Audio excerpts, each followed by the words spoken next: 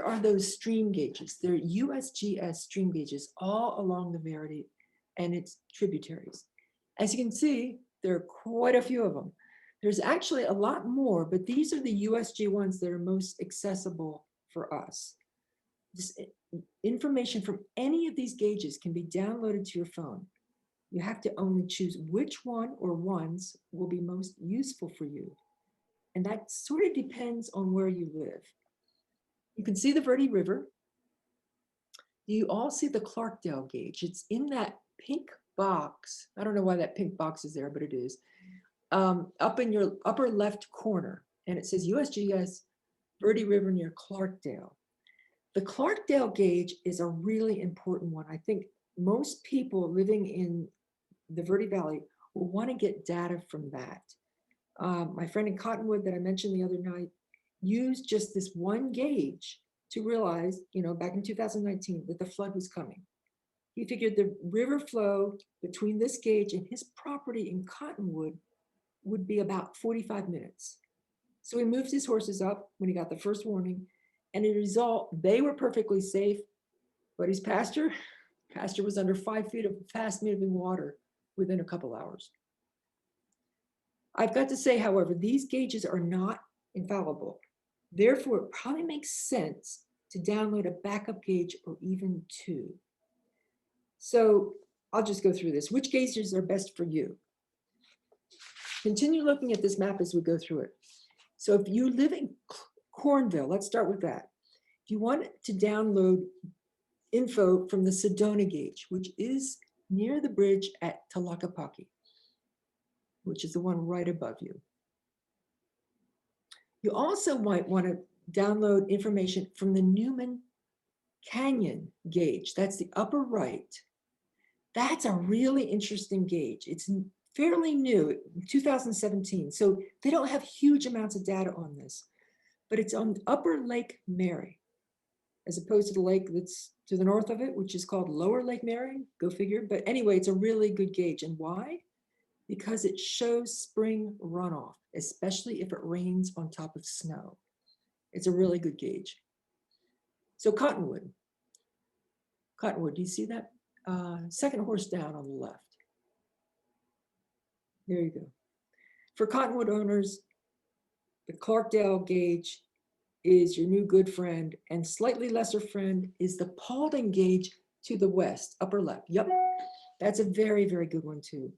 Camp Verde, owners here can see that the Clarkdale and Paulding gauges will work. Sedona gauge and possibly even the Cornville gauge below it. And you might want to include the Wet Beaver gauge. However, now I'll tell you what the experts have just told me. The truth is, if there's going to be a big spring flood, the levels of all tributaries will be high. And for the most part, they're coming from the snowpack areas. Now in summer, the highs on the gauge levels tend to be more localized, like maybe 1 or 2 gauges. And that predicts fewer flood events because the water source is coming from local rainstorms. So that kind of makes sense. Okay, let's keep going. See the gauge, the lowest gauge on the whole map? Well, that's the one you won't use. That's the lower Verde gauge. And as they say in New Jersey, where I used to live, forget about it. Because if you get information from that gauge and it's flooding, it's way too late. Okay, there's one more town we need to talk about very briefly, and that is Clarkdale. From Clarkdale, unfortunately, you will only get about a 5-minute warning from the Clarkdale gauge right above you. It's a couple miles. So for Clarkdale, you definitely want the Clarkdale gauge, but you need to add the Paulding gauge, and it's recommended that you also add the Newman gauge up on your right, upper right. So you can get that information from the spring runoff. And also, of course, you want to keep an eye on the weather. Everybody does. If it's going to rain on top of snow to the north, then you have to keep an eye out. So everybody, I'm sure you now have an idea where the gauges are best for everybody living in the Verde Valley. Okay, so let's move on. There are 2 types of, not quite yet, sorry, sorry. There we go. 2 types of information you can get from the gauges. The gauge height, which is measuring the height of water and the discharge in cubic feet per second. It's all really good information. County Flood Control told me in the smaller streams like Oak Creek and Wet Beaver Creek, the gauge height is much better for having an accurate reading. For the Verde, you might want to do discharge, cubic feet per second. That's what my friend in Cottonwood used in 2019. But the gauge height is also good reading for the Verde. So you might want to do that as well. It's really easy to download both. But for right now, let's just concentrate on setting up the Clarkdale gauge because that's going to be a very, very popular gauge. And let's receive the information in discharge in cubic feet per second downloaded to our cell phones. All these gauges have ID numbers. You don't even have to use them to input this information on the web. So just, you can put it in your search engine for Clarkdale gauge, USGS Clarkdale gauge. Make sure you start with USGS because who knows where you go if you didn't. So go ahead, Doug, you can go to the next page. And bless Linda's heart, she's the click here, there's no way you can get lost on this. So as soon as it comes up on your search engine, just click here and it will take you directly to the next page. Thanks, Doug. This is the Verde River Clarkdale gauge. Unfortunately, we can't really scroll down on the screen, but if you do scroll down, the first thing you see is available parameters, which is great. It shows the different ways of measuring this river. The precipitation is the next one. We don't need that. The next one is discharge, cubic feet per second. That's the one we want. Go ahead and scroll down. This is it, cubic feet per second. It's a great thing to have. And what makes it easy is Linda's little sign. Click here. This is where you can subscribe to get the water alerts. Next slide. So, okay, we're getting there. This is a subscription form. I can tell you right now, I'm going to save you a lot of time. Don't fill it out yet. What you want to do is find out, see where it says stream flow parameters to the left of where Linda says click here. That's what you want to find out first.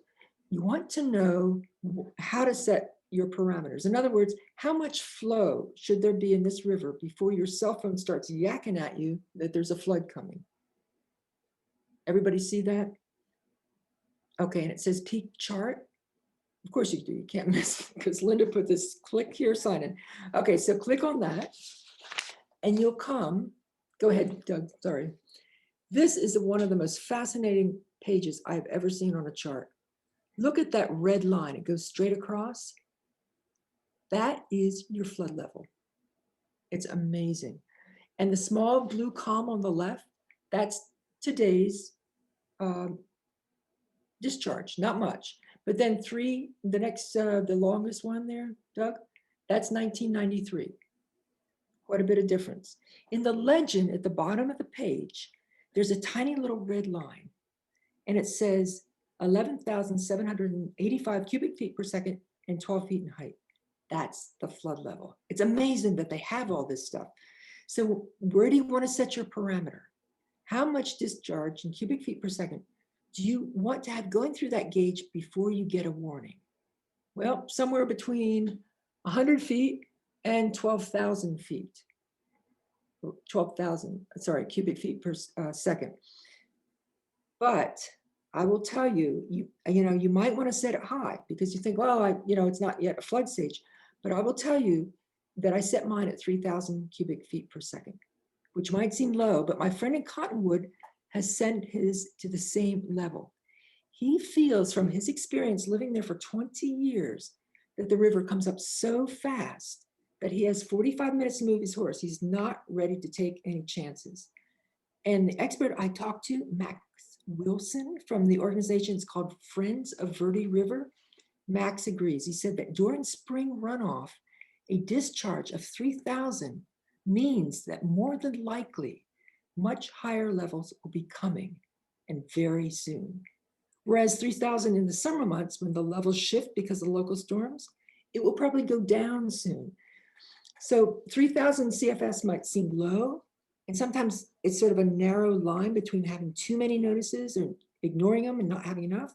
But during spring flood season, it's prudent to set your levels low. One more thing I wanted to tell you before we go on. I learned from one of the heads of the flood control of the county, and it had to do with setting levels when I wanted to get alerted from the Sedona gauge. And if you recall, that's a gauge that you want to get the height on, not the cubic feet per second. And I told him, well, the flood level is 14 feet. I'll just set my gauge for 10 feet. And he said, Carol, I wouldn't do that. Set it for 5 feet. Because in the spring, 5 feet means that you have a big chance of it getting much higher very quickly. So I don't know about you guys, but at least in this case, I think it's prudent to listen to the experts. And these guys are experts. They've had so much experience. Okay, but back to the graph. When you finish deciding on your parameters, I want you to click on close right there. And that will take you back to the subscription page. Next one, thanks. Now we can put in all our information. I filled this one out as an example. First of all, you want to put in either your mobile phone or your email address. Unless you're sitting at your computer 24/7, you probably want to use your mobile. And then you put in your phone number. I sort of filled this out.